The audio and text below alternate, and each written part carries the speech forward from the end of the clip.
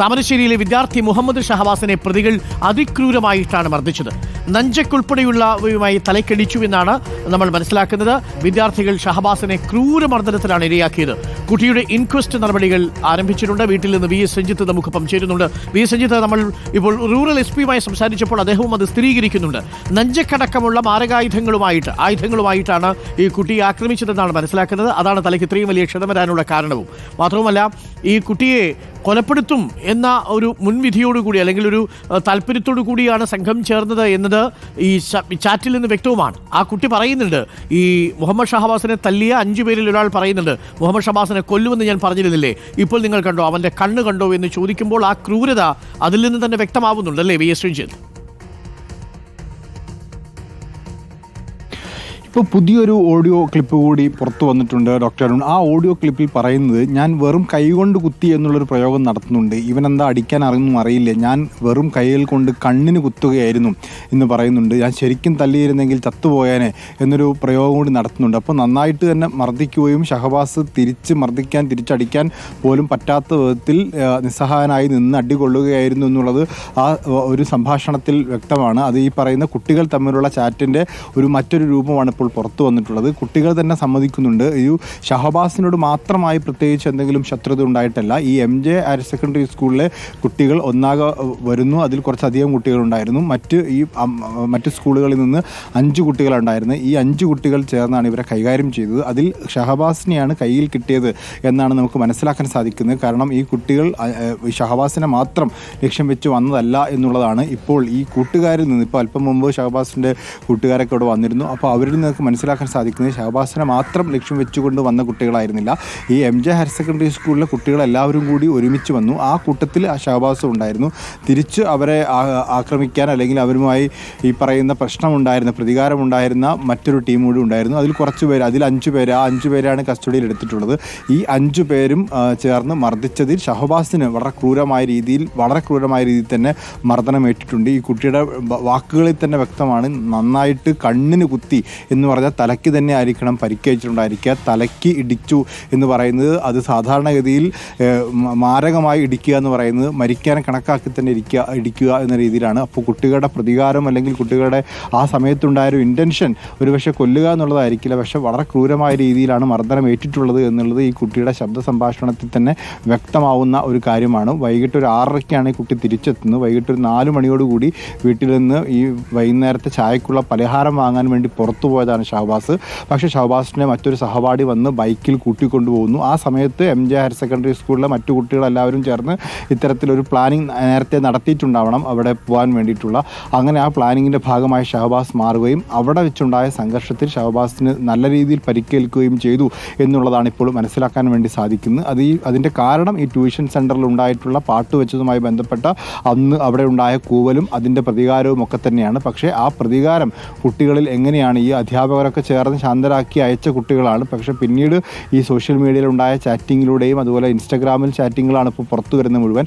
ആ ഇൻസ്റ്റഗ്രാം ചാറ്റിങ്ങിലൊക്കെ പുറത്തു വരുന്ന വിവരങ്ങളനുസരിച്ചാണെങ്കിൽ കുട്ടികൾ ഈ ഒരു കാര്യത്തെ, ആ ട്യൂഷൻ സെൻറ്ററിലുണ്ടായ സംഭവത്തെ വലിയ പ്രതികാര നടപടിയുടെ ഭാഗമായി തന്നെ അതിനെ ഉപയോഗിക്കാൻ വേണ്ടി അവർ ശ്രമിച്ചു എന്നുള്ളതാണ്. അത്തരത്തിലൊരു ശ്രമം നടന്നുകൊണ്ടാണ് ഈ രീതിയിൽ ഒരു വലിയ അക്രമം അവിടെ നടന്നത് എന്നുള്ളതാണ് ഇപ്പോൾ മനസ്സിലാക്കാൻ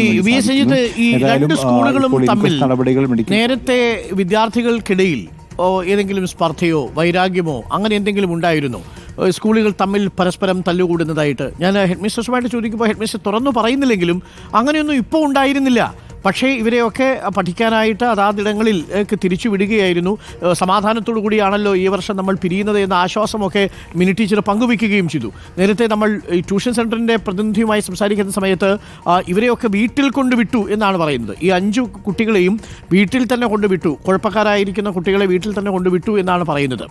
എന്ന് പറഞ്ഞാൽ ഈ സ്കൂളുമായിട്ട് ബന്ധപ്പെട്ടൊരു ഗ്യാങ് വാർ പോലെ ഒരു അന്തരീക്ഷം അവിടെ ഉണ്ടായിരുന്നോ വി എസ് രഞ്ജിത്ത്?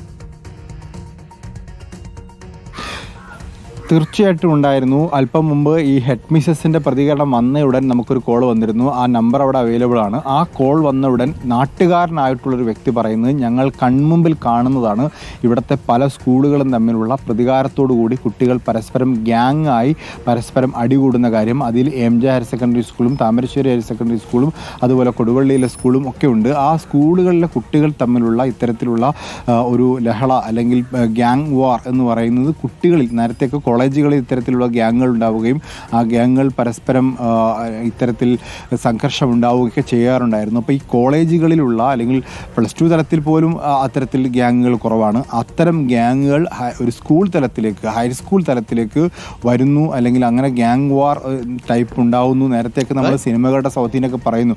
അതൊക്കെ ഇവിടെ റിപ്പീറ്റ് ചെയ്ത് പറയേണ്ട കാര്യങ്ങൾ കൂടിയാണ്. കുട്ടികളിലും അതിൻ്റെ സ്വാധീനം ഉണ്ടാവുന്നുണ്ട്. ആ ഒരു ഗ്യാങ് ആയി പ്രതികാരം ചെയ്യുക എന്നുള്ളതാണ്. പ്രതികാരമാണ് ഇതിൻ്റെ പ്രധാനപ്പെട്ട കാര്യമെന്ന് പറയുന്നത്. ഒരു സംഭവം ഉണ്ടാവുന്നു, ഒരു അപമാനം ഉണ്ടാവുന്നു, ആ അപമാനത്തിൻ്റെ കണക്ക് തീർത്തേ മതിയാവൂ എന്ന രീതിയിൽ കുട്ടികൾ രംഗത്തേക്ക് വരുന്നു എന്നുള്ളതാണ്. ട്യൂഷൻ സെൻ്ററിലുണ്ടായ ചെറിയൊരു സംഘർഷം അത് അവിടെ തീരുന്നു എന്നതല്ല, അതിനപ്പുറത്തേക്ക് അതിൻ്റെ കണക്ക് തീർക്കണം എന്ന രീതിയിൽ തന്നെ കുട്ടികൾ കണക്ക് കൂട്ടി പ്ലാൻ ചെയ്ത് ഇത്തരത്തിലൊരു സംഭവത്തിലേക്ക് പോകുമ്പോൾ കുട്ടികളുടെ മാനസികാവസ്ഥയിൽ കലാലയങ്ങൾ തമ്മിൽ സംഘർഷം ഉണ്ടാവുന്നത് നമ്മൾ കണ്ടിട്ടുണ്ട്. നമ്മളൊക്കെ പഠിക്കുന്ന സമയത്ത് മാത്രം സംഘർഷങ്ങളൊക്കെ ഉണ്ടാവുന്നു. ഡിഗ്രി പഠിക്കുന്ന ഒരു കോളേജിലെ കുട്ടികൾ മറ്റൊരു കോളേജിലെ കുട്ടികളുമായിട്ടൊക്കെ കലോത്സവത്തിനോ ഒക്കെ സംഘർഷത്തിൽ ഏർപ്പെടും. പ്ലസ് ടു വിദ്യാർത്ഥികൾ കൂടി ഏർപ്പെടുന്നത് നമ്മൾ കാണുന്നത് ഞെട്ടിച്ചു. ഇപ്പോൾ ഇത് 10ാം ക്ലാസ്സിലെ വിദ്യാർത്ഥികളാണ്. അതാണ് ഏറ്റവും കൂടുതൽ ഞെട്ടിക്കുന്നത്. 15ഉം 16ഉം വയസ്സുള്ള കുട്ടികളാണ് അവനെ കൊല്ലും എന്ന് ഞാൻ പറഞ്ഞിരുന്നതല്ലേ, അവൻ്റെ കണ്ണ് നോക്കൂ എന്ന് പറയുന്നത്. അപ്പോൾ അത്രയും ക്രൂരമായ ഭാവത്തോടെ നഞ്ചക്കടക്കം കൊണ്ടുവന്ന് അടിക്കുക എന്ന് പറയുന്ന രീതിയിലേക്ക് അവർ മാറിക്കഴിഞ്ഞു എന്നതാണ് മനസ്സിലാക്കുന്നത് അല്ലേ?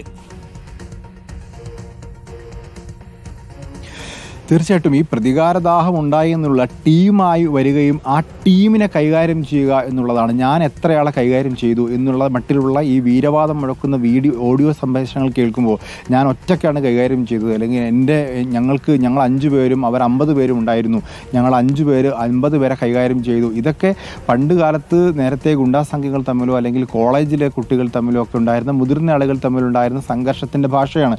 ഞങ്ങൾ 5 പേർ ചേർന്ന് 50 പേരെ കൈകാര്യം ചെയ്തു എന്നൊക്കെ പറയുന്നത്. ഇവിടെ ഈ ചെറിയ കുട്ടികൾ, നമ്മളീ പറയുന്ന മൈനർ എന്ന് പറയുന്ന 15 വയസ്സിലും താഴെയുള്ള കുട്ടികൾ, 15ഉം 16 വയസ്സ് അല്ലെങ്കിൽ 10ാം ക്ലാസ് എന്നൊക്കെ പറയുന്നത് 15 വയസ്സാണ്. ഈ 15 വയസ്സും അതിൽ താഴെയുമുള്ള കുട്ടികൾ ഇത്തരത്തിൽ ഒരു പ്രതികാര മനോഭാവത്തോടു കൂടി, ആക്രമിക്കണം എന്ന മനോഭാവത്തോടു കൂടി, അതും തീർക്കണം എന്ന മനോഭാവത്തോടു കൂടി തന്നെ ഒരു കൈകാര്യം ചെയ്യുന്നു എന്നൊക്കെ പറയുന്നത് വളരെ ആശങ്ക ഉണ്ടാക്കുന്ന കാര്യമാണ്.